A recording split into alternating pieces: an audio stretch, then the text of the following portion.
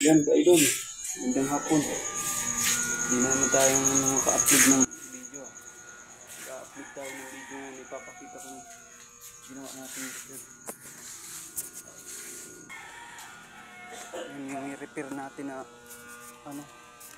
na paddling yung gulong ng hand tractor, yung pump flat. Yan, matagal na naman tayo hindi maka-upload. Hindi talaga tayo nakaka-video ng maayos eh.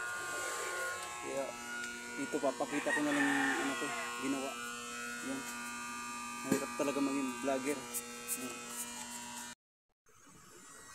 Bali yan naka-idol yung natin ng repair. Yan, yung repair natin na paddling. Yan. Pinapakita ko lang sa inyo kasi yung mga manipis na ganito na okay pa naman yung ganito niya. Nire-repair pa rin namin yan. Kasi yung walang pambiling bago, ito yung ito yung tips natin sa mga flat bar lang na pinadikit natin dito. Flat bar. Yan. Para pumapal ulit. Yan, pumapal ulit yung para nakatindik ulit pag nakahiga na. Yan. Yan yung mapapakita ko sa inyo kasi hindi ko napakita ng pagkasimbol eh. Ito ay tips lang sa mga meron ding mga welding machine, mga inverter na hindi na pumupunta ng shop. Yan, bibili lang kayo ng 1 by 1/4 na flat bar, 1/4 by 1 na flat bar. Yan gamit namin 1/4 by 1. Yan, update ko yan, ni-repair lang yan. Bali yung spot namin, spot lang dito, saka dito din sa loob meron din spot lang, parang tumindi lang yung yung paddling nya. Yan idol, kaya naka-idol yung gawa natin yan. Yan, update ko lang kasi hindi na tayo nakaka-upload eh. Mahirap talaga mag-video ng walang taga-video. Yan yung paddling natin. Yan yung papakita ko lang sa inyo kasi wala,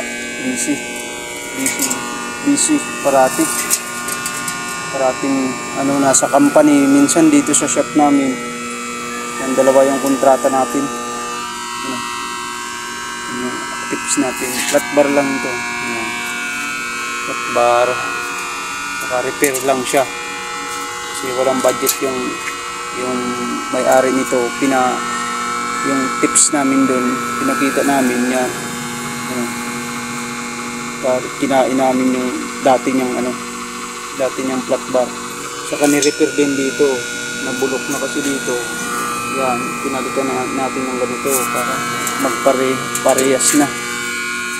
Yan, pero ang tagal pa ng silbi nito. Yan yung dalawang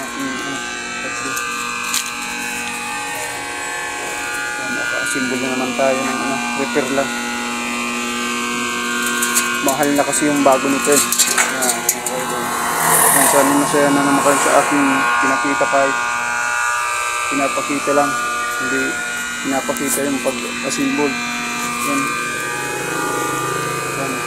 Sana yung wala kayong comment lang kayo kung pinaka-idol. Yan, salamat.